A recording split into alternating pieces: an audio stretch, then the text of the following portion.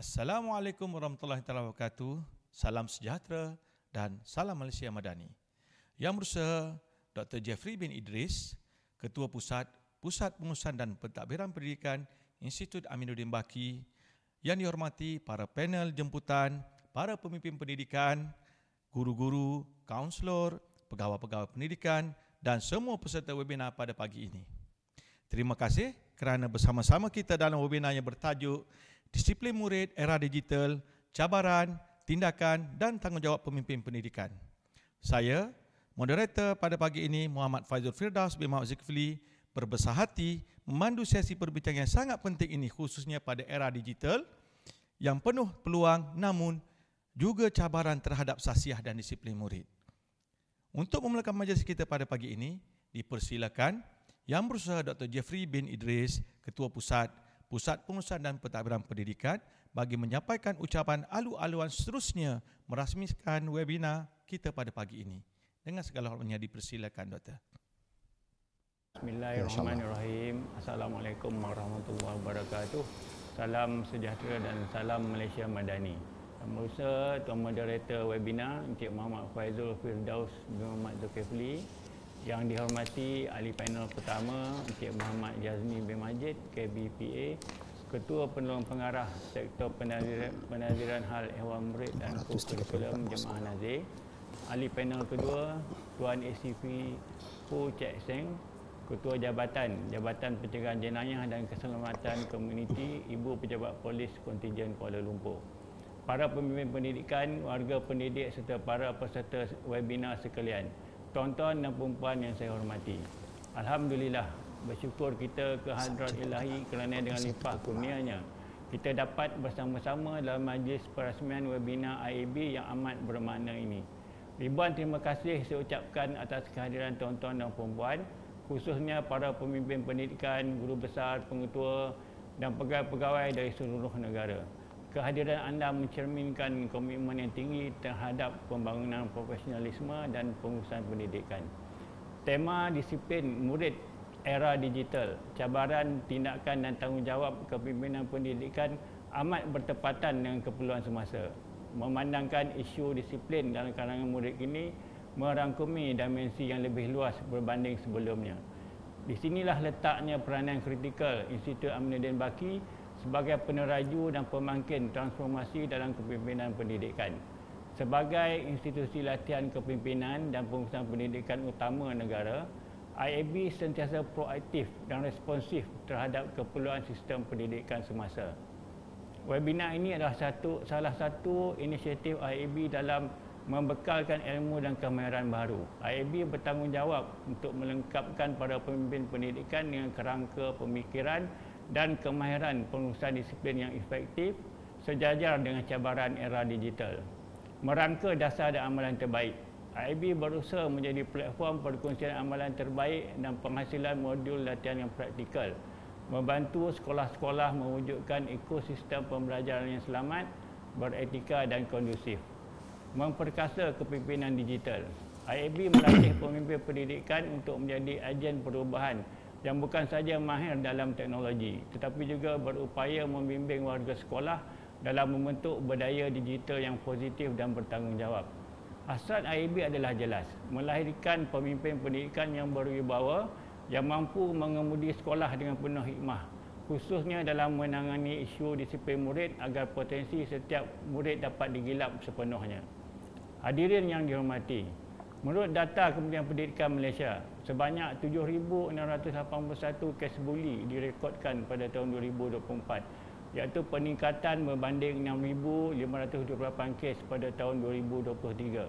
Pecahan data tersebut menunjukkan 1,992 kes melibatkan murid sekolah rendah dan 5,689 kes melibatkan murid sekolah menengah. Walaupun kes salah laku fizikal masih mencatat jumlah tertinggi, namun salah laku berasaskan digital semakin meningkat, termasuk penyalahgunaan media sosial, buli cyber, hantaran berunsur provokasi dan pelanggaran etika digital. Kes-kes seumpama ini bukan saja menjejaskan pembelajaran, bahkan memberi kesan terhadap emosi, kesejahteraan dan pembentukan sasiah murid.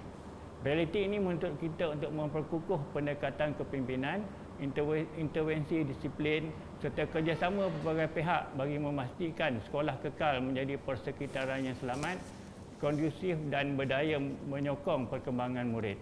Tuan-tuan dan puan-puan sekalian, webinar ini dianjurkan bagi mencapai 3 hasrat utama, iaitu pertama, mengupas cabaran disiplin murid dalam konteks era digital yang semakin kompleks dan mencabar. 2. Membincangkan pendekatan serta tindakan intervensi yang relevan, berkesan dan berpaksikan data. 3. Menegaskan tanggungjawab pemimpin pendidikan, guru, kaunselor dan pentadbir dalam memberdayakan disiplin, integriti serta sasiah terpuji dalam ekosistem sekolah. Kepimpinan pendidikan pada masa kini harus bersifat responsif, holistik dan progresif. Tanggungjawab kita bukan sahaja menyediakan persekitaran pembelajaran yang kondusif, tetapi juga memastikan murid dilengkapi kemahiran literasi digital dan keupayaan menilai risiko dalam ruang cyber. Hadirin yang saya muliakan, adalah menjadi harapan saya agar sesi ini memberikan panduan yang jelas, perspektif yang komprehensif dan amalan terbaik yang boleh dilaksanakan di sekolah masing-masing. Webinar ini yang dianjurkan oleh Institut Amanuddin Baki berfungsi sebagai platform kritikal untuk menyalurkan informasi pendidikan KPM dengan menggarap isu disiplin era digital melalui lensa nilai teras Malaysia Madani, terutamanya ihsan iaitu kesejahteraan murid, hormat iaitu integriti dan sasiah, dan inovasi iaitu pendekatan yang responsif dan berasaskan data. Informasi pendidikan memerlukan sokongan ekosistem yang menyeluruh. Kolaborasi dengan agensi luar seperti Polis Diraja Malaysia, PDRM, dan melibatkan pakar dari pelbagai jabatan KPM seperti Jemaah Nazir adalah selaras dengan pendekatan KPM untuk mendapatkan input dan tindakan bersepadu dalam isu disiplin dan keselamatan komuniti sekolah.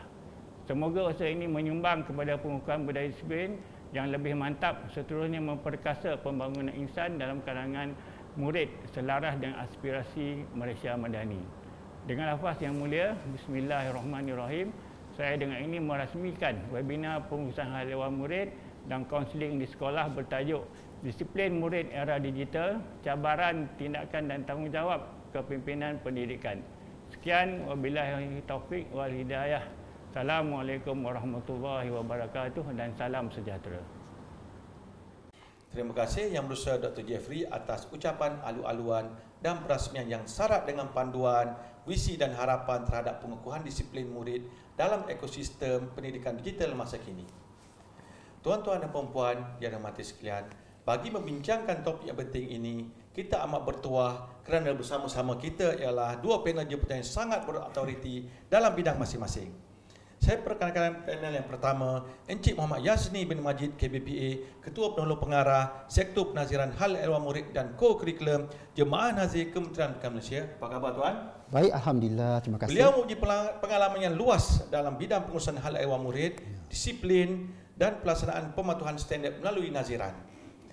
Seterusnya saya akan perkenalkan panel yang kedua, iaitu Tuan SFV Fu Tek Seng daripada Jabatan Pencegahan Jenayah dan Keselamatan Komuniti, Ibu Pejabat Polis Kontijen Kuala Lumpur. Apa khabar tuan? Baik, terima kasih. Okey je. Alright. Okey. Tuan SFV Fu merupakan sangat berpengalaman dalam menangani isu keselamatan remaja, buli cyber, jenayah dalam talian dan pembentukan tingkah laku selamat dalam kalangan murid.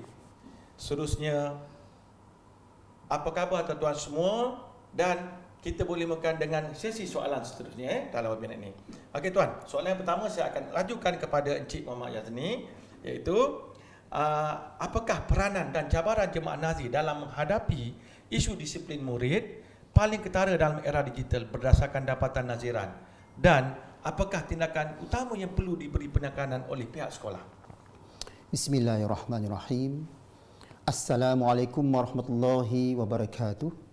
Salam sejahtera dan salam Malaysia Madani. Alhamdulillahirabbil alamin, wassalatu wassalamu ala asyrafil amir mursalin wa ala alihi wa sahbihi ajma'in. Rabbi shrah li sadri wa yassir li amri wahlul 'uqdatam min lisani yafqahu qawli. Terima kasih Tuan Moderator dan IAB kerana sudi menjemput saya pada hari ini. Tuan-tuan dan puan-puan yang dihormati sekalian, peranan Jemaah Nazir di bawah Akta Pendidikan 1996 Akta 550 Seksyen 117 telah memperuntukkan Ketua Nazir Sekolah hendaklah memastikan taraf pengajaran yang memuaskan diwujudkan dan dikekalkan di institusi pendidikan. Kedua, memeriksa institusi pendidikan atau diperiksa dalam lat tempoh yang sesuai. Seterusnya, memeriksa institusi pendidikan atau diperiksa atas arahan Menteri Pendidikan. Dan yang terakhir sekali adalah menjalankan kewajipan lain berhubung pemeriksaan. Tuan-tuan dan puan-puan yang dirahmati Allah sekalian, apabila Jemaah Nazir atau ringkasnya JN turun ke lapangan, kami akan cuba sedaya upaya untuk membantu, membimbing dan memberikan nasihat profesional berkaitan dengan SKPM Quality at Sekolah atau ringkasnya SKAS.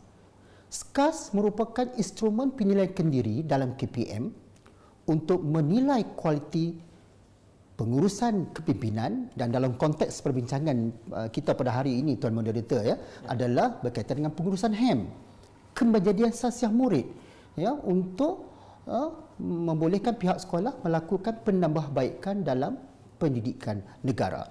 Tuan-tuan dan puan-puan, bila kita menyentuh tentang standard 3.3, topik perbincangan kita pada hari ini sudah tentulah menjurus kepada pengurusan disiplin murid, pengurusan keselamatan murid, dan yang lebih penting lagi tuan-tuan dan puan-puan adalah pengurusan perkhidmatan bimbingan dan kaunseling. Dan tuan-tuan dan puan-puan, melalui pemeriksaan dan tinjauan yang telah dilaksanakan di sekolah, kami telah berpegang kepada aspek 6P ini, iaitu elemen-elemen ini amat kami titik beratkan dalam pemeriksaan kami. Yang pertama adalah perancangan. Kami akan melihat dari segi perancangan, dari segi program-program disiplinnya, adakah dirancang oleh pihak sekolah. Dan seterusnya kita melihat pula kepada pelaksanaan, bagaimanakah dia dilaksanakan. Dan yang paling penting tuan-tuan dan puan-puan, apabila kami turun ke sekolah, kami mendapati PGB, iaitu Senior Leader Team SLT, dan dibantu oleh MLT itu kurang memberikan penekanan kepada aspek pemantauan. Sekiranya aspek ini kurang dititik beratkan, maka dia akan memberi kesan kepada aspek-aspek yang lain seperti penilaian. Sekiranya pemantauan ini dilakukan, mereka boleh memesyuarat untuk melakukan penilaian dan seterusnya mencadang beberapa penambahbaikan dan akhirnya tuan-tuan dan puan-puan melaksanakan pendokumentasian. Antara cabaran disiplin, Tuan Moderator dan juga ACP dalam era digital ini, dalam pemeriksaan kami mendapati ada beberapa perkara yang sering berlaku, terutamanya dalam senario disiplin yang semakin mencabar sejak akhir-akhir ini. Yang pertama adalah penyalahgunaan media sosial. Tuan-tuan dan puan-puan, kita sering terlihat di kaca-kaca televisyen, di media sosial, di Facebook dan sebagainya, bagaimana anak-anak didik kita sudah berani memuat naik video-video salah laku buli dan seksual di media-media sosial. Dan hasil pemeriksaan kami juga pada tahun lalu, iaitu dalam pemeriksaan pematuhan salah laku seksual di sebuah sekolah menengah, tuan-tuan dan puan-puan, ingin saya kongsikan, terdapat beberapa pelajar perempuan yang telah menyalahgunakan media sosial, iaitu aplikasi OMI, Discord dan juga Litmesh untuk berkenalan dengan lelaki yang tidak dikenali. Selepas saja waktu persekolahan, mereka akan berjumpa dengan lelaki itu dan keluar untuk melakukan hubungan seks. Semakin berani remaja sekarang. Betul Tuan ACP. Jadi kami pun agak terkejut dengan dapatan tersebut, dan ini ditambah pula dengan disiplin diri murid juga kita dapati kurang terkawal. Dengan dari segi psikologinya, para remaja ini sudah mempunyai perasaan ingin tahu, satu. Yang kedua, dah tahu ingin mencuba pula. Dan dipengaruhi pula dengan rakan-rakan sebaya. Kata cubalah, tak cuba mana tahu. Jadi dan seterusnya, apa yang perlu kita berikan penekanan di sini adalah pemikiran dalam jangka masa pendek. Mereka tidak dapat membezakan apakah yang akan berlaku dalam pada masa-masa yang akan datang. Dan di peringkat kementerian juga, kita juga mendapati krisis nilai, akhlak dan identiti akibat pengaruh luar dan dunia maya. Tuan-tuan dan puan-puan, dalam teras 2 KPM jelas menunjukkan kita, Kementerian Pendidikan Malaysia memberikan keutamaan kepada karamah insaniah, ataupun formulanya 2A 1I. Okey, iaitu adab, akhlak dan juga integriti. Dan seterusnya tuan-tuan dan puan-puan, kesukaran, sistem sokongan dan penguatkuasaan disiplin. Sistem sokongan ini kami lebih melihat bermula daripada rumah lah. Bagaimana ibu bapa perlu menyokong di segi yang pertama kasih sayang lah. Ya, betul. Kasih sayang itu kalau terlebih kasih sayang, mereka akan memanjakan anak-anak dengan memberikan gadget-gadget, telefon bimbit tanpa mengira had umur. Itu yang pertama. Yang kedua, pengaruh media sosial. Ya, dan saya amat tertariklah dengan hasrat kerajaan untuk mewajibkan kanak-kanak di bawah umur 13 tahun melalui MCMC tidak boleh mempunyai akaun aplikasi-aplikasi seperti Facebook dan TikTok dan sebagainya. Saya rasa itu adalah langkah pencegahan yang amat menarik. Dan kita mendapati di segi persekitaran sendiri, kita mendapati tidak seperti dahulu. Ya, kanak-kanak sekarang ni kita tak tahu, dia duduk di rumah sendiri pun dia boleh melihat apa sahaja hanya di hujung jari, tuan-tuan dan puan-puan. Okey. Seterusnya, tuan-tuan dan puan-puan, ini dapatan yang amat menarik yang ingin saya kongsikan. Baru-baru ini Jemaah Nazir telah diarahkan untuk mengadakan audit keselamatan asrama oleh YB Menteri dan juga KPPM.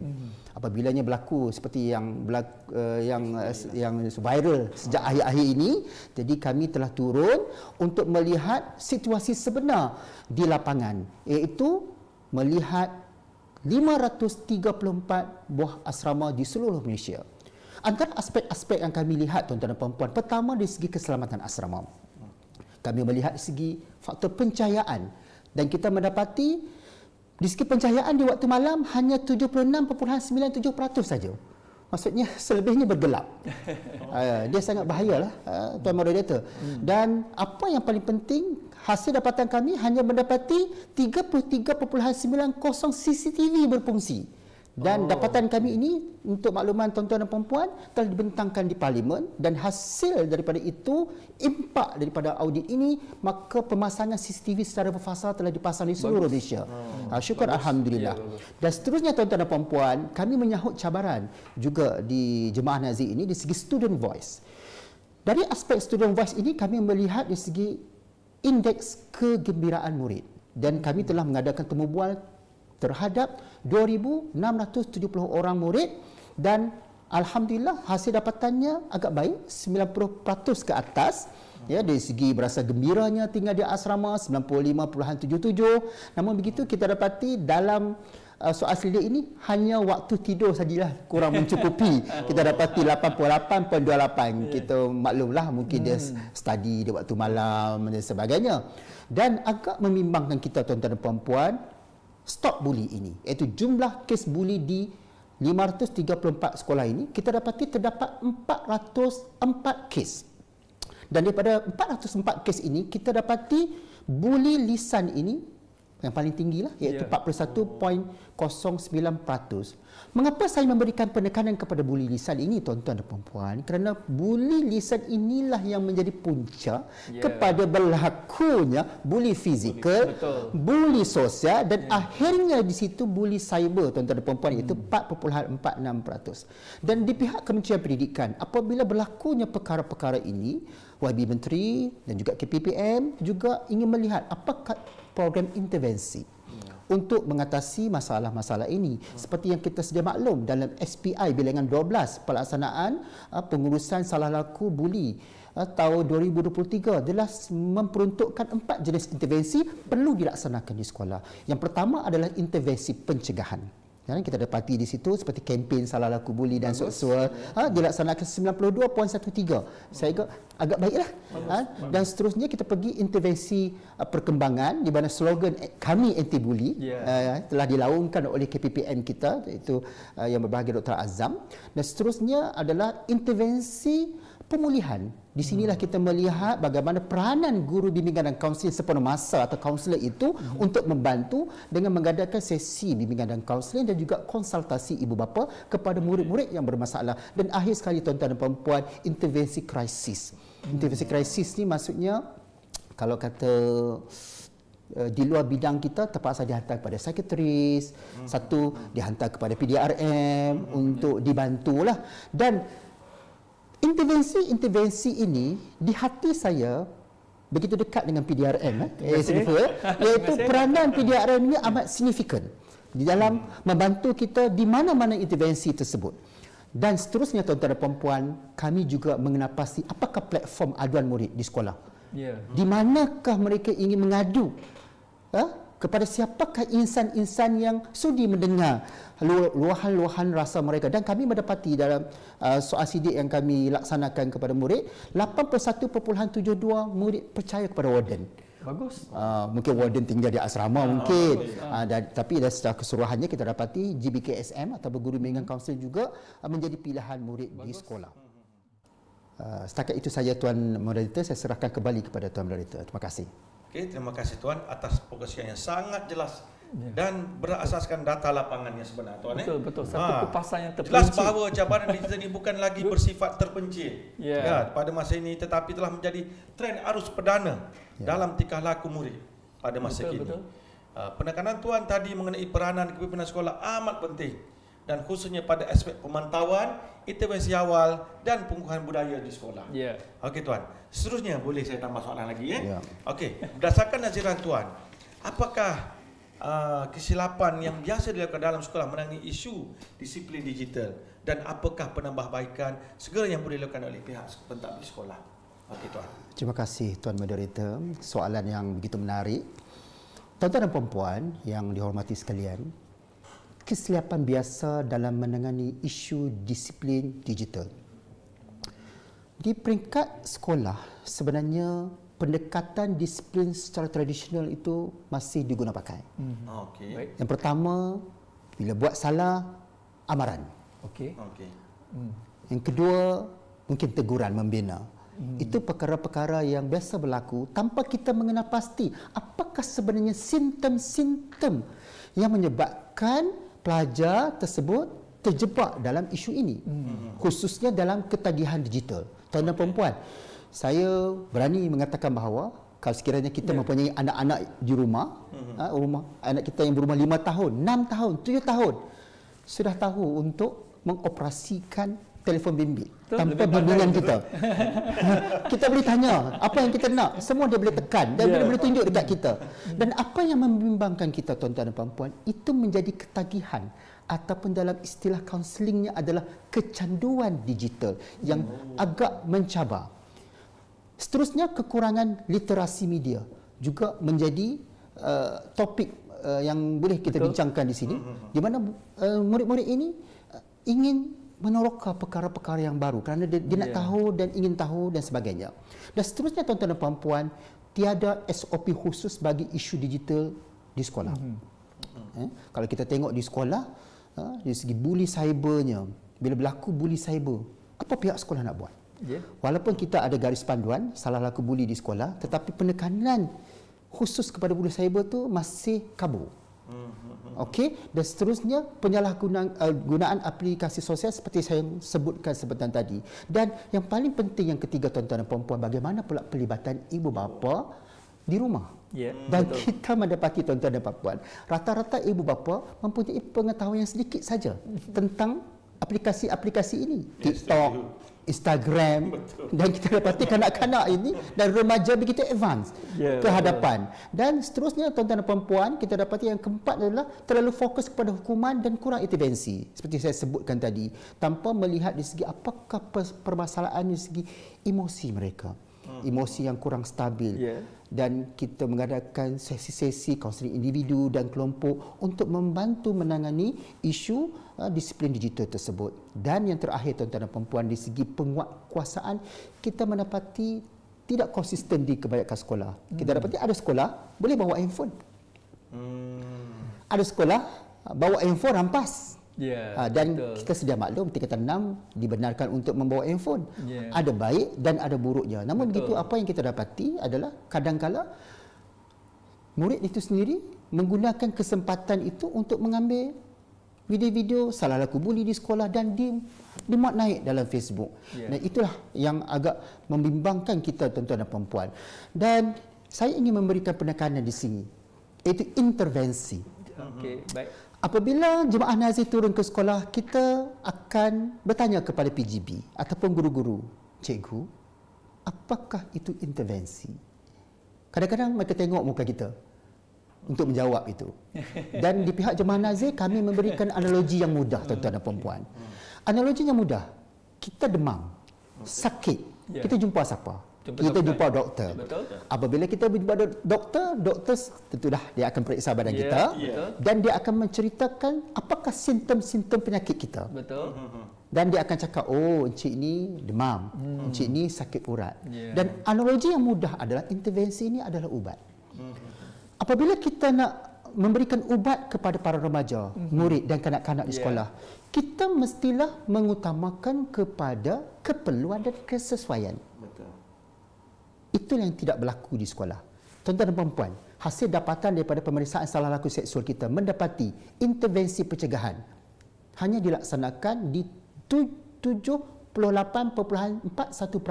ataupun 236 buah sekolah sahaja. Tuan-tuan dan puan-puan, intervensi memang tidak wajib keempat-empat ni, tetapi mestilah dilaksanakan sekurang-kurangnya satu. Tetapi secara logik akalnya, tuan-tuan dan puan-puan, intervensi pencegahan ini sepatutnya dilaksanakan 100% di semua sekolah.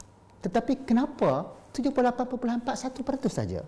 Seterusnya saya pergi kepada intervensi perkembangan. Kita melihat di sini merentas aktiviti kurikulum dan co-kurikulum ini memang dilaksanakan agak tinggilah 88.70 dan intervensi pemulihan.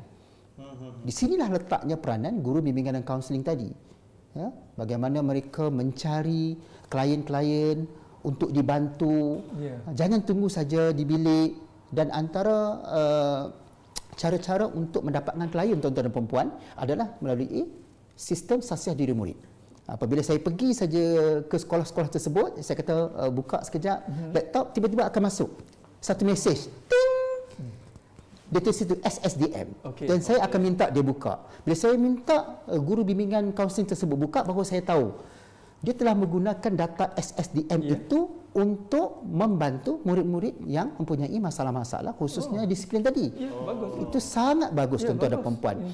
Dan seterusnya, tuan-tuan dan puan-puan, apa yang mendukacitakan kita dalam pemeriksaan kita mendapati 22 buah sekolah tidak melaksanakan apa-apa intervensi.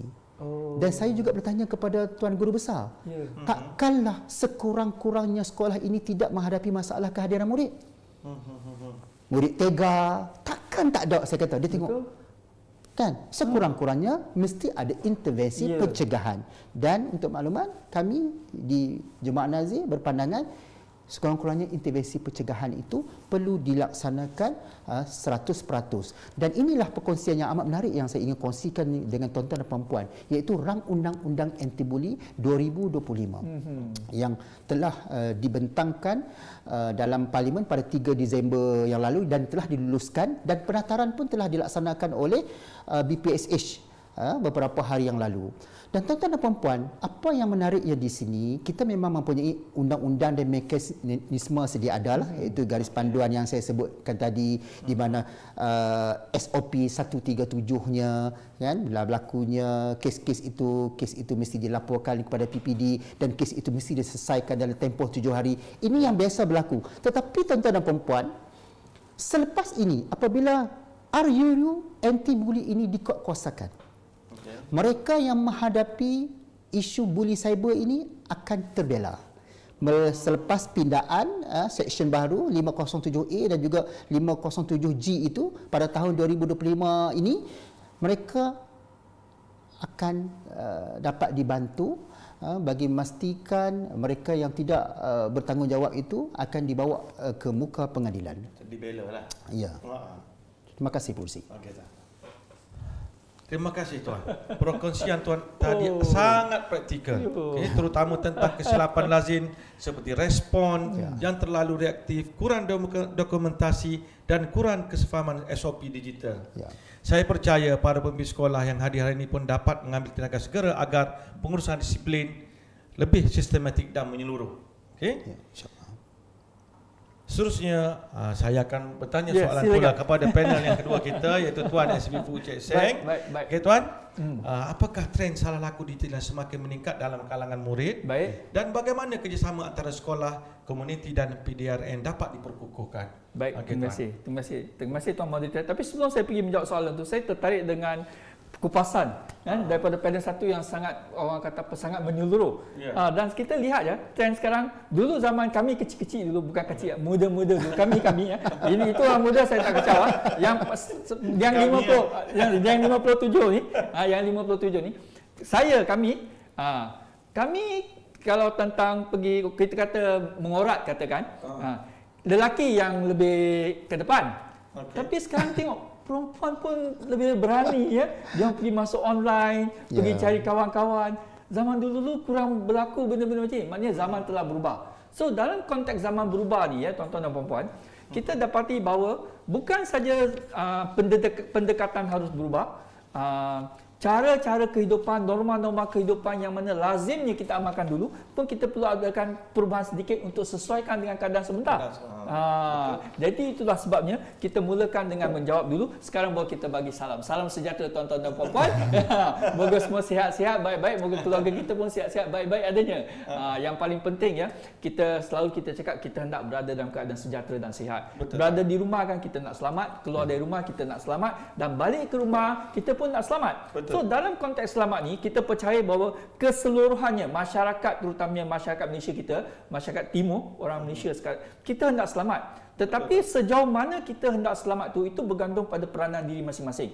Maknanya dalam konteks kesedaran kita dan aplikasi keselamatan itu dalam kehidupan harian kita. Betul. So apabila kita pergi kepada soalan yang kita tanya tentang cabaran digital masa sekarang, dulu-dulu lebih kita kata mencabar. Sebab dulu-dulu kita banyak bully, tumbuk, fizikal, sakit sini, sakit lebam sini, lebam sana, anak menangis, anak balik dengan menangis, kita nampak.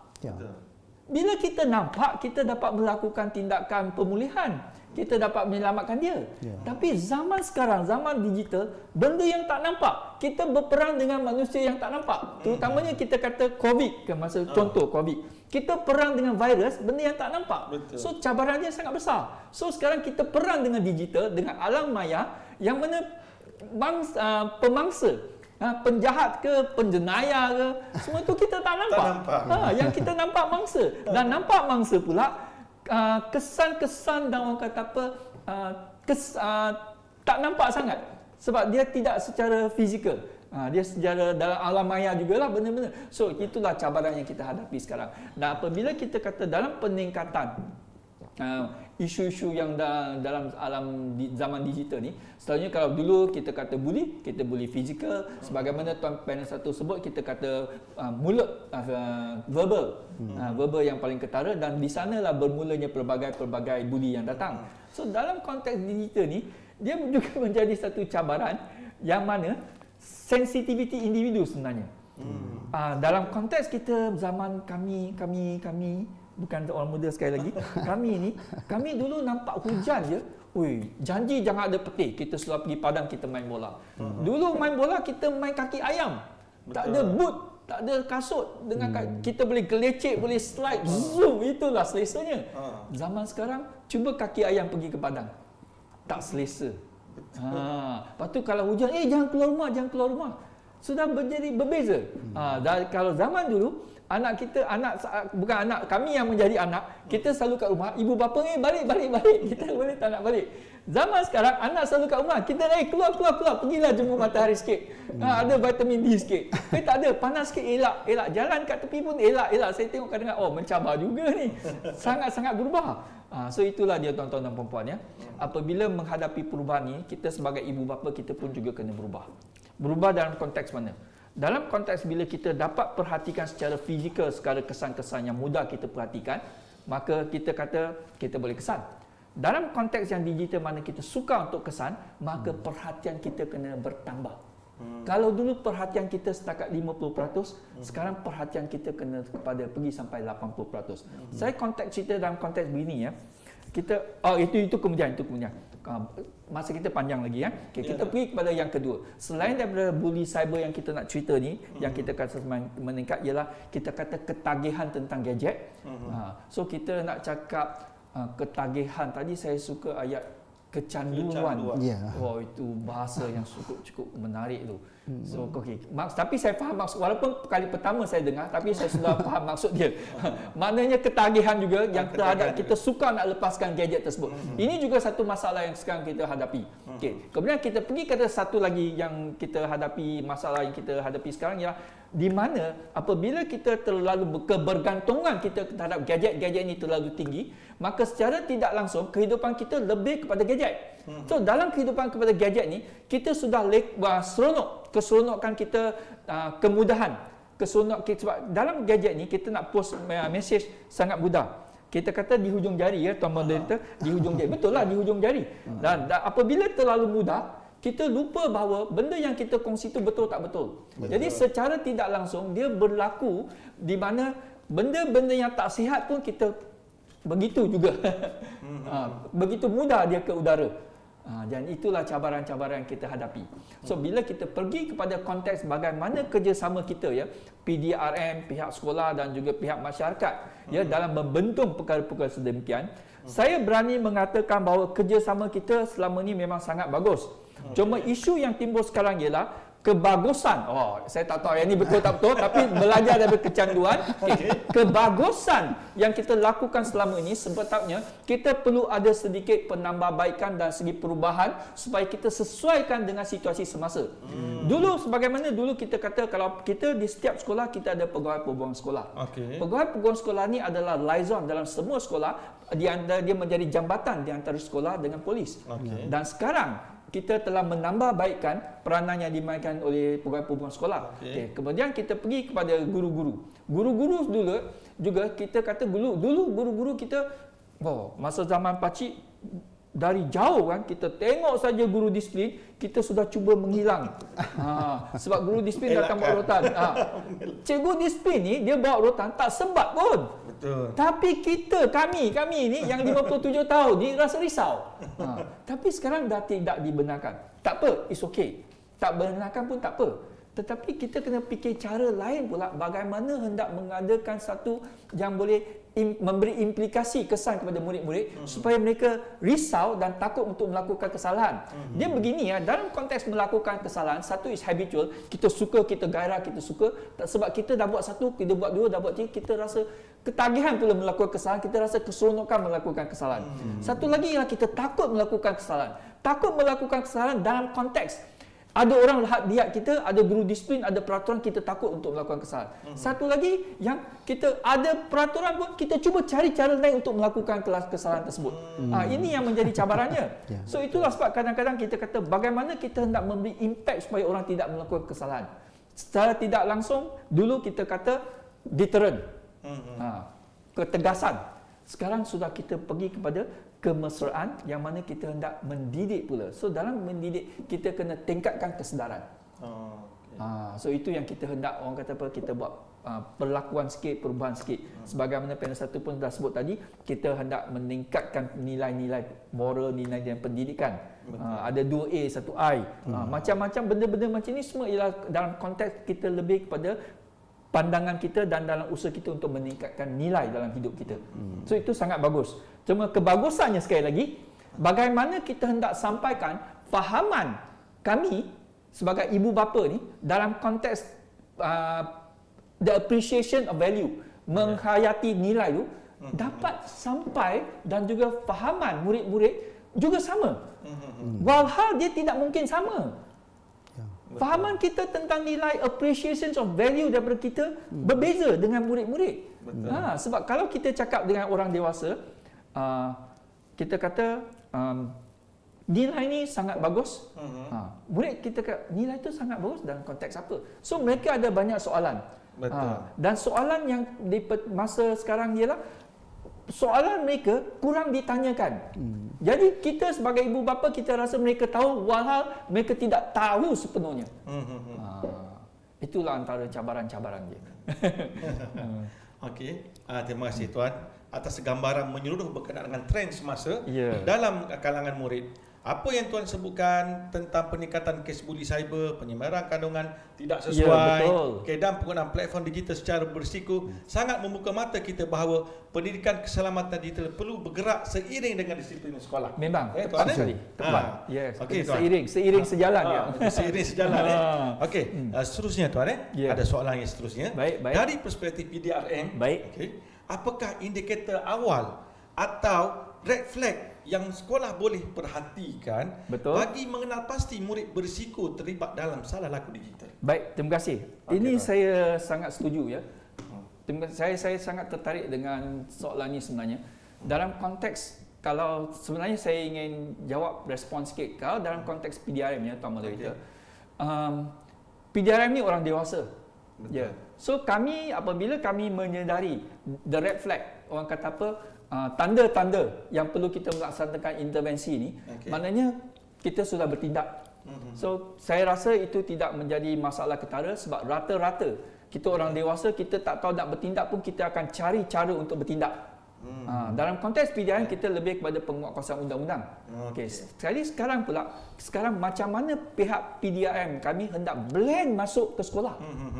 Sebagaimana kami telah memperkasakan peranan-peranan pegawai perhubungan sekolah. Selama ni pegawai perhubungan sekolah kita telah menetapkan KPI untuk mereka pergi melawat ke sekolah sekurang-kurangnya 2 kali sebulan, dan apabila melawat ke sekolah mereka harus cuba mengadakan sesi-sesi bersama murid ataupun bersama guru-guru untuk kita kata satu networking, create a networking dan silaturahim yang baik.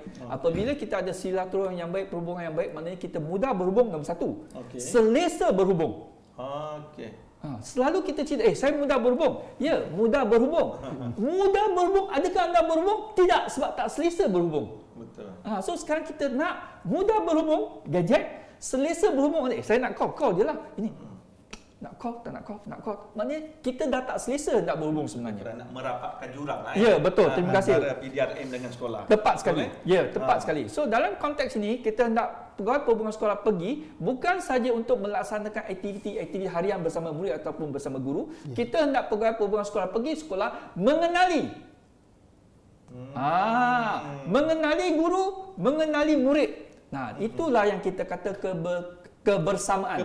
Ya, kerjasama yang lebih padu dan lebih kukuh. Okey, dan kita pergi satu lagi, setidak-tidaknya kita tahu bahawa guru ni bila kita dah berhubung, dah anggap dia sebagai kawan, setidak-tidaknya guru disiplin ni dia tinggal dekat mana, pengetua atau pengurusan ni tinggal kat mana, saya tinggal kat mana, cikgu pun tahu, dah selesa. So kita mudah bercakap, mudah berhubung secara tidak langsung. Kadang-kadang kita kata pihak sekolah kan, dia kata ini perkara kecil ke perkara besar nak berhubung. Nanti PPS kata perkara ni pun nak cakap dengan saya. Dia rasa remeh pula. Jadi sekarang tidak ya tuan-tuan dan puan-puan. Remeh tak remeh itu cerita kemudian. Cerita pertama sekali kita berhubung dulu. Dah berhubung, dah bagi tahu, baru kita tentukan remeh tak remeh. Jangan kita tentukan sebelum kita berhubung. Sebab kalau kita tentukan sebelum kita maklum, sebelum kita berhubung, itu hanya anggapan kita seorang. Tapi kalau kita dah berhubung, kita dah sampaikan, kita dah maklumkan, setidak-tidaknya kita ada PPS dan kita ada perbincangan untuk tentukan itu remeh ataupun tidak remeh. Dan satu lagi, apabila kita kata remeh ni adakah akan menjadi lebih ketara ataupun tidak ketara, itu bergantung kepada intervensi yang sebagaimana tuan sebut tadi.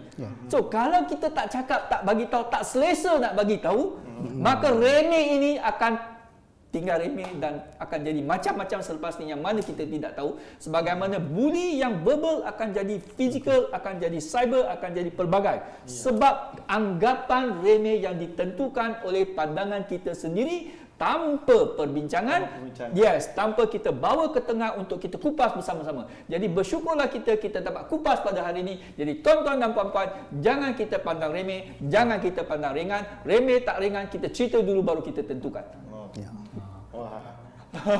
Terima kasih tuan.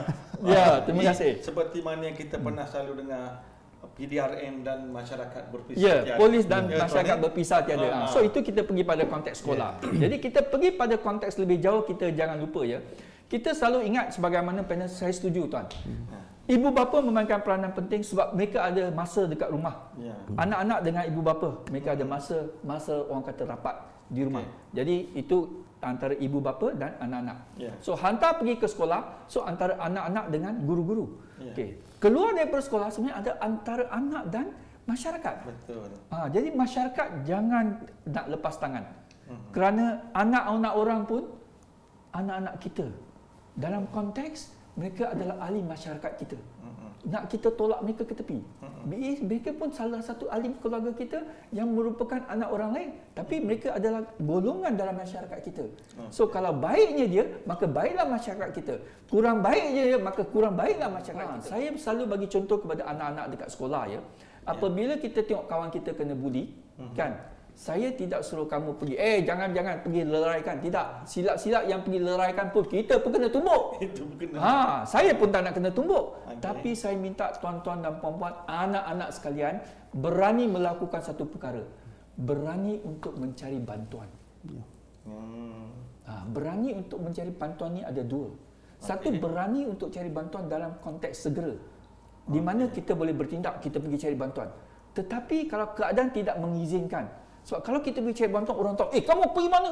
Kita pun jadi mangsa. So, berani untuk bertindak terhadap situasi.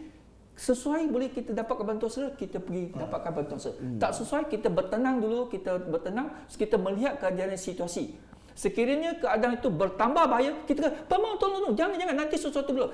Tapi kita tidak masuk dalam. Kita masih di luar, maknanya kita masih selamat. Kita cakap cukup pun bagi pihak mangsa pun setidaknya tidak mendatang bahaya kepada kita. Okey, kemudian baru kita fikir macam mana kita nak sampaikan perkara-perkara ini untuk dapatkan bantuan luar. So itulah keberanian yang kita nak. Tetapi keberanian yang kita bagi tahu apa tindakan perlu buat. Kalau kita tak tahu apa tindakan nak buat, berani pun tak guna. Betul. Kita bukan isu berani untuk bertindak sekarang. Kita isu berani untuk bertindak secara betul. Betul. Itu yang kita tekankan. Jadi apabila tiga faktor antara ibu bapa, guru di sekolah, masyarakat dan polis yang berada di ketiga-tiga tempat tu kita dapat bekerjasama dengan baik, maka baik-baiklah masyarakat kita. Okey. Terima kasih Tuan. Terima kasih. Poin-poin seperti perubahan tingkah laku, penggunaan gadget secara melampau, pertahankan diri sebagaimana interaksi yang mencurigakan dalam talian amat penting untuk diperhatikan. Betul. Dan ini menunjukkan bahawa pendekatan pencegahan preventif lebih penting daripada hanya menunggu berlakunya kes. Sebagaimana kita tahu lah. Betul. Ada dua yang apa tindakan serta-merta yang diambil dan juga apa yang tindakannya selanjutnya. Dan soalan ini saya akan buka kepada dua-dua moderator. Okey, baik. Okey, mungkin kita minta salah satu jawab dulu. Boleh, tak kisah. Akan jawab. Okey, seterusnya dalam era digital ini, siapa sebenarnya memainkan peranan terbesar dalam pembentukan disiplin murid? Bagus. Sekolah, ibu bapa atau komuniti? Dan bagaimana pembahagian tanggungjawab ini dapat diperkukuhkan? Okey, mana panel satu dulu atau Ketua Moderator. Saya baru jawab.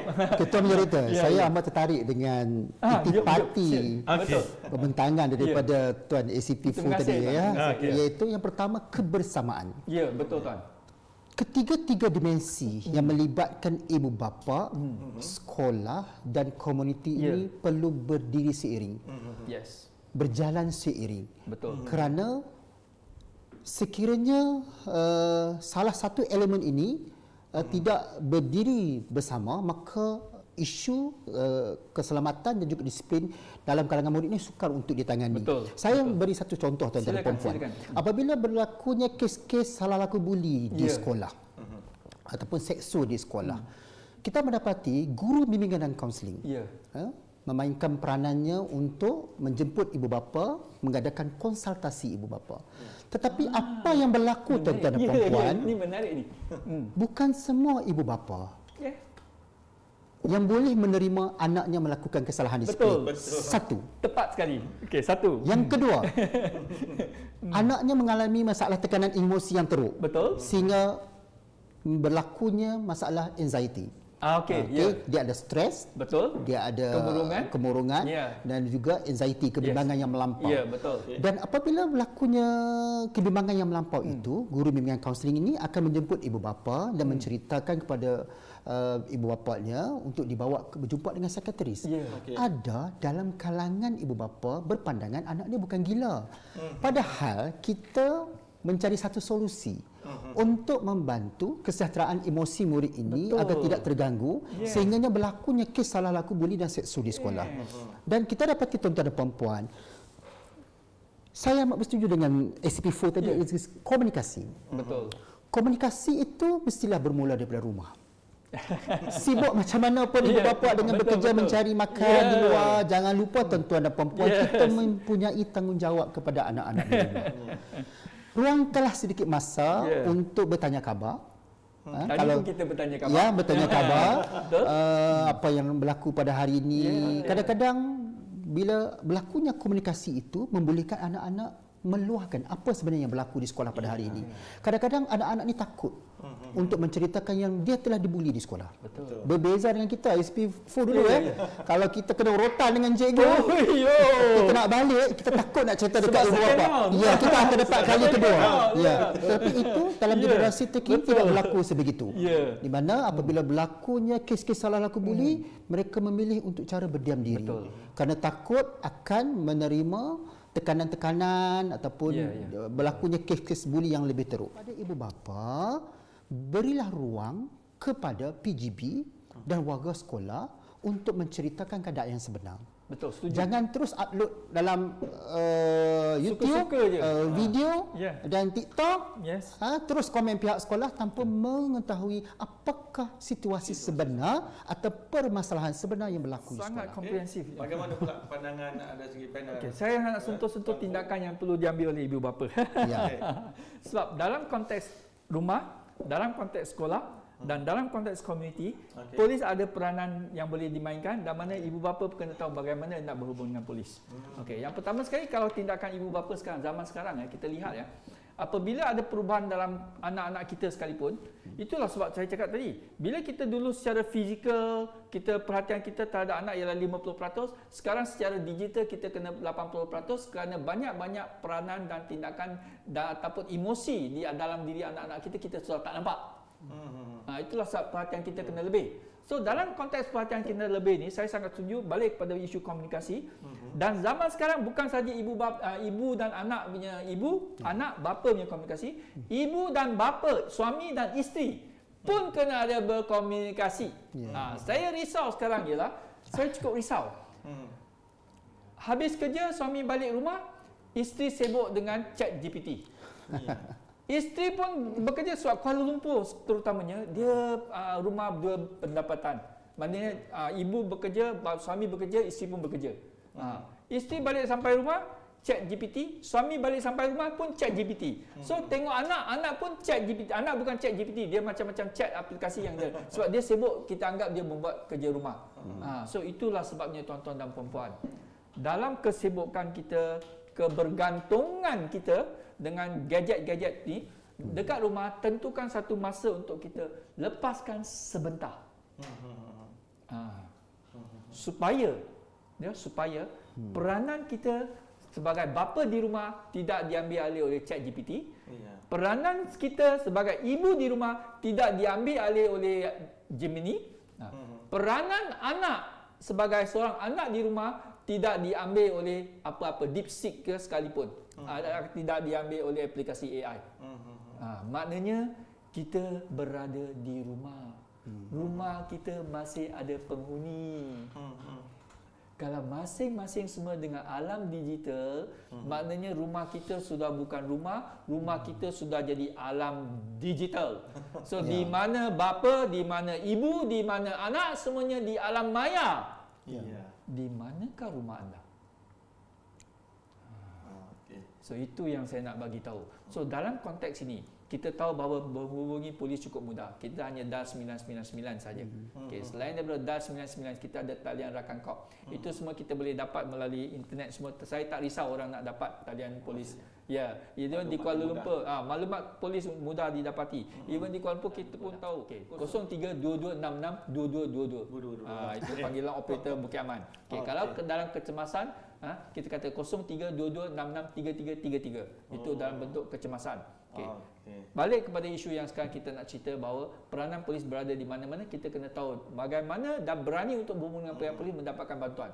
So sebagai ibu bapa, apabila kita dapati ada sebarang kesukaran ataupun susah untuk kita bertindak terhadap anak kita, bukan saja terhadap anak sebenarnya. Contohnya even saudara kita ataupun ahli-ahli keluarga kita dalam rumah. Macam contoh sekarang zaman scammer. Kan? Kita bagi tahu, sebab kita cerita walaupun anak-anak, tapi kita nak cerita anak-anak walaupun tidak di-scam dalam bentuk kewangan, dia orang di-scam dalam bentuk buli. So macam mana kita nak berhubung dengan polis? Bawa anak tu tersebut ke balai polis. Biar polis nasihatkan mereka.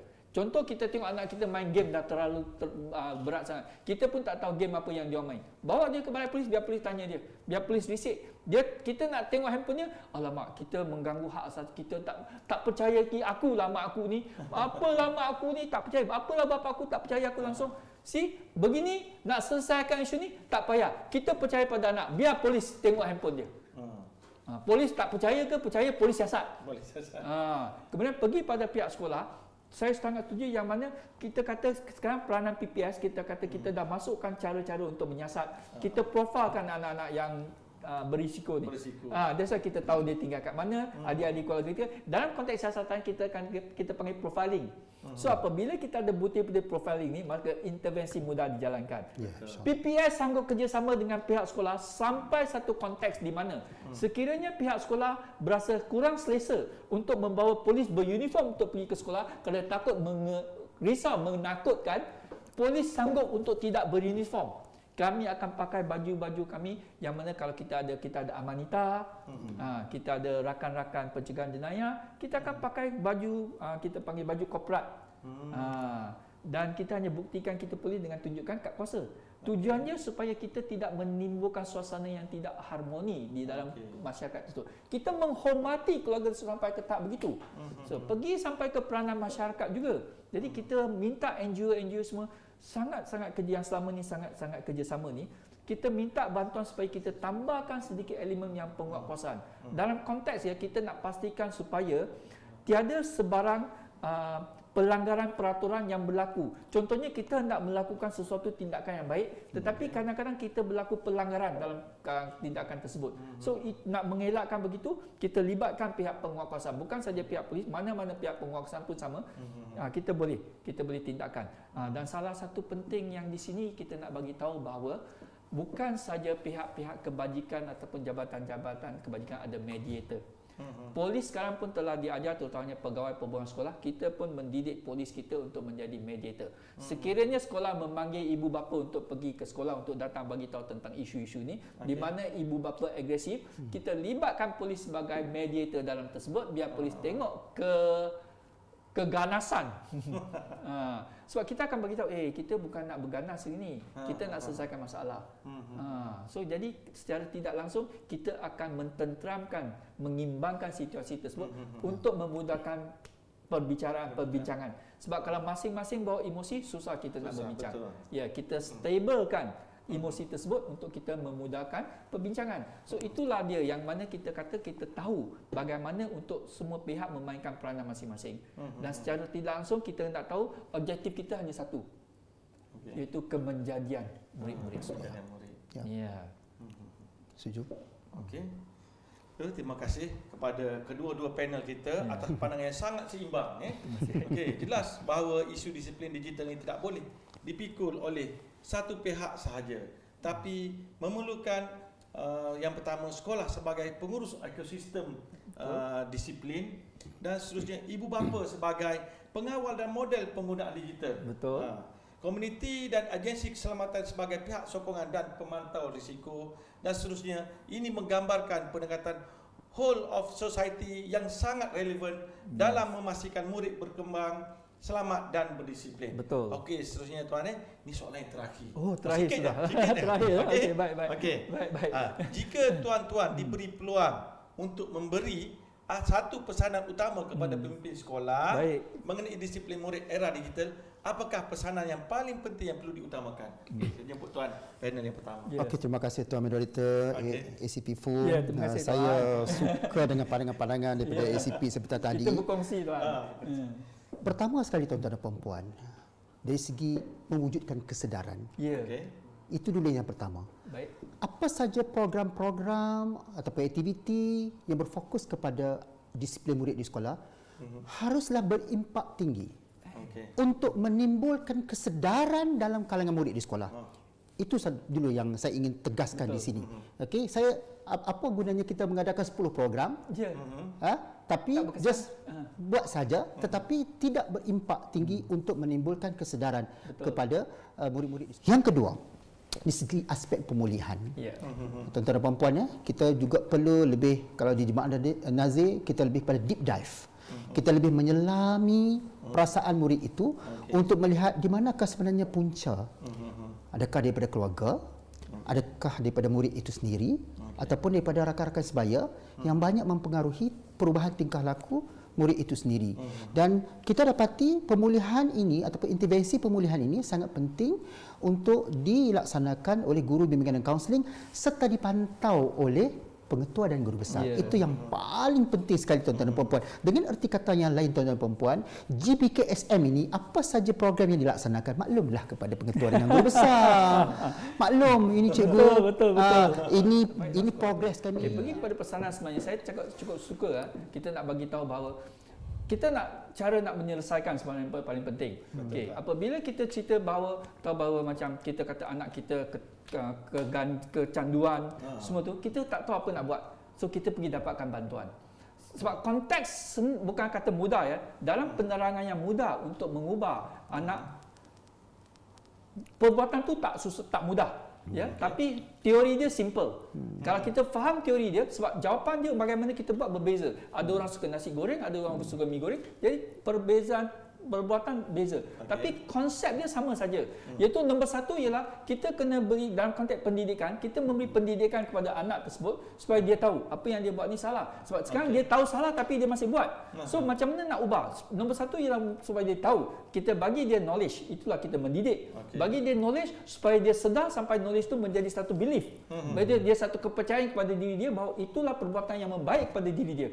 Sebab sekarang dia tetap buat sebab dia tak nampak perbuatan itu baik kepada diri dia. So dia tetap melakukan benda yang tak betul tu.